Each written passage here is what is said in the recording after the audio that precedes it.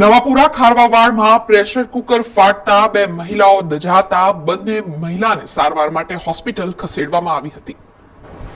નવાપુરા ખારવાવાડમાં પારુલબેન કેટરિંગનો વ્યવસાય કરે છે અને પારુલબેનના આ વ્યવસાયથી સ્થાનિક લોકોમાં ઉગ્ર રોષ છે.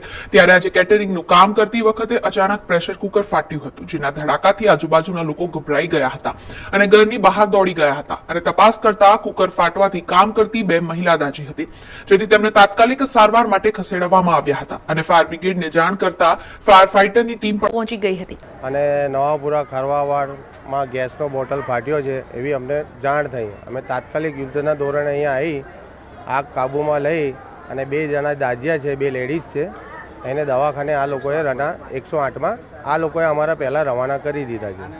બસ આગમાં કાબૂ છે. આ ઘટના પછી સ્થાનિક લોકોએ પારુલબેન ગેસના સિલિન્ડર બહાર મૂકતા હોવાના આક્ષેપો કર્યા હતા અને સિલિન્ડર ફાટે તો મોટી હોનારત થઈ શકે તેમ હોય તંત્રને યોગ્ય કાર્યવાહી કરવા માટે માંગ કરી છે. બાજુમાં પારુલબેન કરીને છે જે કેટરિંગનો ધંધો કરે છે, તો હમણાં એમને રસોડું બનાવતા એમનું કુકર ફાટ્યું છે અને કુકર ફાટવાનો એટલો બધો અવાજ આવ્યો તો આજુબાજુમાં 1-8 કિલોમીટર સુધી લોકોનો અવાજ ગયો છે અને બધા ભેગા થઈ ગયા હતા.